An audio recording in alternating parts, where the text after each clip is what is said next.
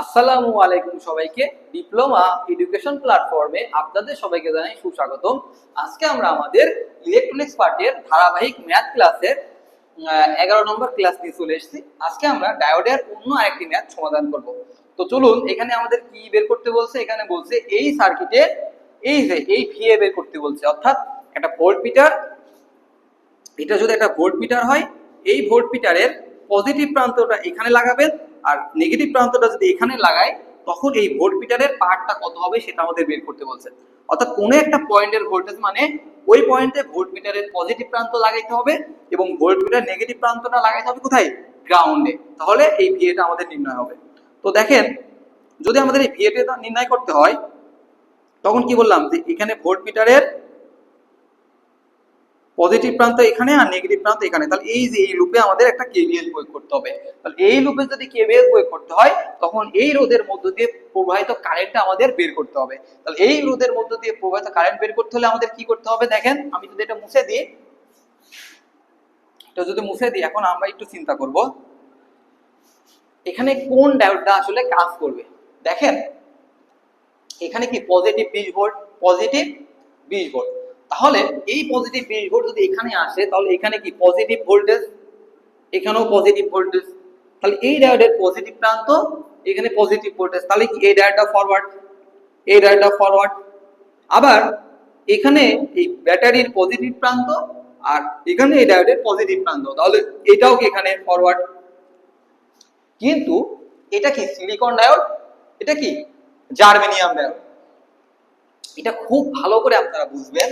দেখেন, এখানে যখন 20 ভোল্ট আর একসাথে আসবে না, মনে করেন এখানে যখন 0 ভোল্ট, তখন কি দুইটা ডায়োডই নিষ্ক্রিয়। যখন 0.1 ভোল্ট, তখন কি এই ডায়োডও নিষ্ক্রিয়, এই ডায়োডও নিষ্ক্রিয়, কারণ এর সক্রিয় ভোল্টেজ কত? Minimum 0.3 volt. এর সক্রিয় ভোল্টেজ কত? Minimum 0.7 volt, minimum 0.7 volt. তাহলে যখন 0.1 ভোল্ট, তখন এটাও নিষ্ক্রিয়, এটাও নিষ্ক্রিয়।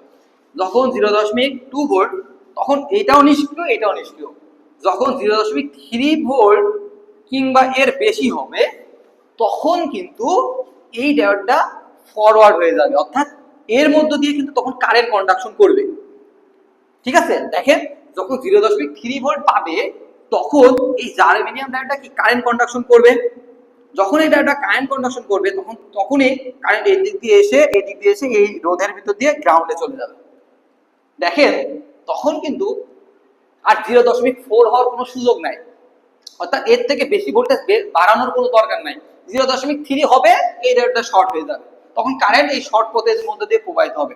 তখন কারেন্ট আর 0.7 ভোল্ট অতিক্রম করতে চাইবে, তখন কিন্তু আর অতিক্রম করতে চাইবে না। সেক্ষেত্রে এখানে এই শুধুমাত্র এই জার্মেনিয়াম ডায়োডটাই কাজ করবে, সিলিকন ডায়োড কিন্তু কাজ করবে না। কারণ সিলিকন ডায়োডের কাছে ভোল্টেজ যাওয়ার আগেই এই জার্মেনিয়াম ডায়োডটা শর্ট হয়ে যাচ্ছে। আর যদি কোনো দুইটা শাখা যদি প্যারালাল থাকে এবং একটা শাখা যদি শর্ট হয়, তখন অপর শাখাটা কি হয়ে যায়? বাতিল হয়ে যায়। আমরা এটা জানি, যেহেতু 0.3 ভোল্ট আসার সাথে সাথে এটা শর্ট হয়ে যাচ্ছে, এটা তখন আর ওপেন হওয়ার বা শর্ট হওয়ার কোনো সুযোগই থাকছে না, কারণ এটা অলরেডি শর্ট। তখন কারেন্ট এই দিক দিয়ে এদিকে যাবে, তখন এই ক্ষেত্রে সিলিকন ডায়োডটা কি হয়ে যাবে? আমাদের বাতিল হয়ে যাবে, সিলিকন ডায়োডটা বাতিল হয়ে যাবে। ঠিক আছে, এবং আমরা জানি কি, এটা যদি ব্যাটারির পজিটিভ প্রান্ত হয়, তাহলে এই পজিটিভ প্রান্ত এখানে আর নেগেটিভ প্রান্ত কোথায় যুক্ত হয়? এই গ্রাউন্ডে যুক্ত হয়। তখন সার্কিটটা এমন একটা সিরিজ সার্কিট হয়ে যাবে। এখন আমাদের এখানে একটা ভোল্টমিটার লাগাইতে হবে, ভোল্টমিটারের পজিটিভ প্রান্ত আর এখানে ভোল্টমিটারের নেগেটিভ প্রান্ত। তাহলে দেখেন, এই সিরিজ শাখার কারেন্ট আগে আমরা বের করব। তাহলে সিরিজ শাখার কারেন্ট আমরা কিভাবে বের করব? তাহলে দেখেন, I সমান কি V/R। এই সার্কিট টোটাল ভোল্টেজ কত? 20 ভোল্ট, 20 ভোল্ট। আর এই 0.3 ভোল্ট এখানে বাদ যাবে, অর্থাৎ আপনি যদি কেভিএল প্রয়োগ করেন, তাহলে 20 ভোল্ট থেকে 0.3 ভোল্ট বাদ, ডিভাইডেড বাই এখানকার টোটাল রোধ কত? 3 কিলো ওহম। তাহলে এটা যদি আপনি ক্যালকুলেটরে সমাধান করেন, 20 - 0.3 ডিভাইডেড বাই 3 মানে কত? 6.56 মিলি অ্যাম্পিয়ার। অর্থাৎ এই শাখার মধ্যে দিয়ে প্রবাহিত কারেন্ট কত? 6.56 মিলি অ্যাম্পিয়ার। তাহলে আপনি এখন এখানে একটা কেভিএল প্রয়োগ করেন, তাহলে আপনি ভিএ পেয়ে যাবেন। তাহলে এইটা হলো আমাদের ভিএ। তাহলে আমরা পজিটিভ ভিএ দিয়ে ঢুকছি, তাহলে প্লাস অ্যাপ্লাই কেভিএল, তাহলে প্লাস ভি এ। এবার দেখেন কারেন্টটা যেহেতু এই দিক থেকে এদিকে যাচ্ছে, তাহলে এই রোধের পজিটিভ প্রান্ত কোনটা হবে? পজিটিভ প্রান্ত হবে এটা, নেগেটিভ প্রান্ত কোনটা হবে? এটা হবে। তাহলে এইটা যদি আমি পজিটিভ ভি এ দিয়ে ঢুকছি, এবার ঢুকছি কি দিয়ে? মাইনাস দিয়ে। তাহলে -3 এর মধ্যে দিয়ে প্রবাহিত কারেন্ট কত? আই। তাহলে -3i ইকুয়ালস টু 0, কারণ আমরা এই লুপটা করছি, ইকুয়ালস টু 0। তাহলে VA ইকুয়ালস কত? +3i। তাহলে 3 i এর মানটা কত? 6.56, 6.56। তাহলে এটার অ্যানসার কত আসে আমাদের? 19.7, 19.7 ভোল্ট। এটা হলো আমাদের অ্যানসার। তো আশা করছি এই ম্যাথটা আপনারা বুঝতে পারছেন। এবার আমরা পরবর্তী অন্য একটা ম্যাথ সমাধান।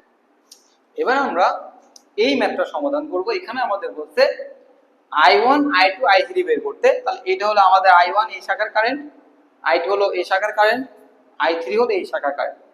তো এখানে দেখেন ডায়োডগুলো কোনো কিছু চিহ্নিত করা নাই। এটা সিলিকন ডায়োড না জার্মেনিয়াম ডায়োড নাকি আইডিয়াল ডায়োড? তো আমরা ধরে নিই এটা হলো silicon diode. Bet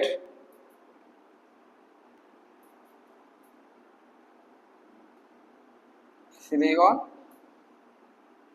diode. Silicon diode যদি হয় তখন আমরা কি করতে পারি? এর ইকুইভ্যালেন্ট সার্কিটটা অঙ্কন করব। তাহলে এই ইকুইভ্যালেন্ট সার্কিটটা কেমন হবে?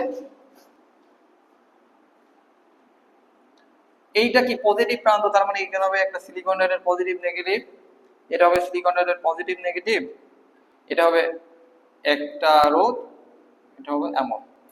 এটা হলো আমাদের 20 ভোল্ট, এটা হলো আমাদের 0.7 ভোল্ট, 0.7 ভোল্ট, 3.3 কিলো ওহম।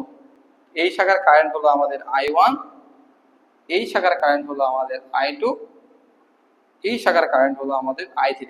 দেখেন আমি যদি এখন এই লুপে কেভিএল অ্যাপ্লাই করি, এটা যদি আমাদের 2 নম্বর লুপ হয়, এটা যদি আমাদের 1 নম্বর লুপ হয়, তাহলে এই 2 নম্বর লুপে যদি আমরা কেভিএল অ্যাপ্লাই করি তাহলে কিন্তু আমরা I2 এর ভ্যালুটা পেয়ে যাই। তাহলে apply KVL at loop 2, apply KVL at loop 2 নং লুপে কেভিএল অ্যাপ্লাই করলে তাহলে দেখেন I2 কারেন্ট এই দিক থেকে এই দিকে যাচ্ছে, তাহলে এইটা পজিটিভ প্রান্ত, এটা নেগেটিভ প্রান্ত। তাহলে +3.3 I2, +3.3 I2 -0.7, -0.7 equals to 0, equals to 0। তাহলে 3.3 I2 ইকুয়ালস টু 0.7। তাহলে I2 সমান আসে 0.7 ডিভাইডেড বাই 3.3। তাহলে এর অ্যানসারটা কত আসে? 0.212, 0.212 মিলি অ্যাম্পিয়ার। তো আমাদের I2 বের হয়ে গেল। এবার আমরা I1 টা বের করব কি? এই লুপে কেভিএল অ্যাপ্লাই করব। Apply KVL loop 1, apply KVL at loop 1। 1 নং লুপে যদি কেভিএল অ্যাপ্লাই করি তখন কি আসে? +0.7 volt, +0.7 volt, +0.7 volt, +0.7 volt.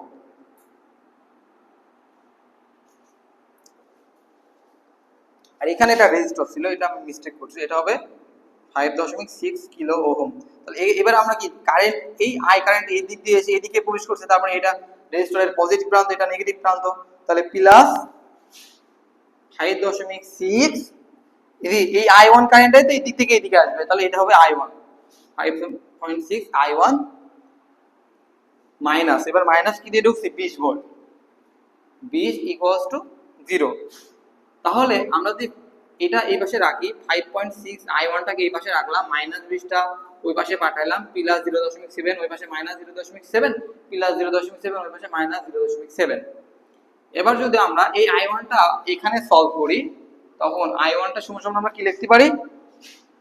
20 -0.7 -0.7 divided by 5.6, 5.6। এটার অ্যানসার কত হবে?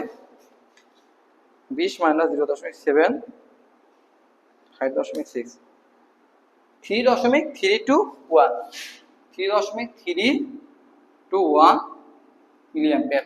তাহলে এটা হলো আমাদের একটা অ্যান্সার।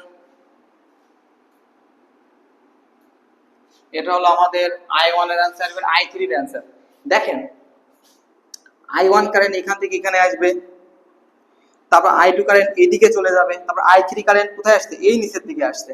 তার মানে I1 আসছে, I3 এবং I2 চলে যাচ্ছে। তাহলে এই পয়েন্টটার নাম যদি আমরা এই পয়েন্ট দিই, তাহলে এই পয়েন্টে যদি আমরা KCL অ্যাপ্লাই করি, অ্যাপ্লাই KCL পয়েন্ট এ, অ্যাপ্লাই KCL এট পয়েন্ট এ, এক নম্বর পয়েন্টে যদি KCL অ্যাপ্লাই করি, তাহলে আমরা কি জানি, KCL সমান সমান আগত কারেন্ট সমান সমান কি নির্গত কারেন্ট। তাহলে আগত কারেন্ট কত, I1, তাহলে I1 সমান সমান নির্গত কারেন্ট কত, I2 যোগ I3, I2 যোগ I3। দেখেন আমরা এখানে I2 এর মান জানি, এখানে I1 এর মান জানি, তাহলে এখান থেকে সহজেই I3 বের করতে পারবো। তাহলে I3 সমান সমান হবে I1 মাইনাস I2। I1 এর মানটা কত ভাইয়া, 3.321 মাইনাস I2 এর মানটা কত, 0.212 মিলি অ্যাম্পিয়ার। তাহলে এটা যদি আপনি বিয়োগ করেন 212, এটা যদি করেন তাহলে আসবে 3.109 মিলি অ্যাম্পিয়ার। এটা হলো আমাদের একটা অ্যান্সার, এটা হলো একটা অ্যান্সার, এটা একটা অ্যান্সার, আর এখানে একটা হলো আমাদের অ্যান্সার।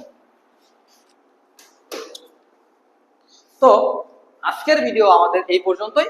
পরবর্তীতে অন্য একটা ভিডিও লেকচারে আপনাদের স্বাগতম জানাই।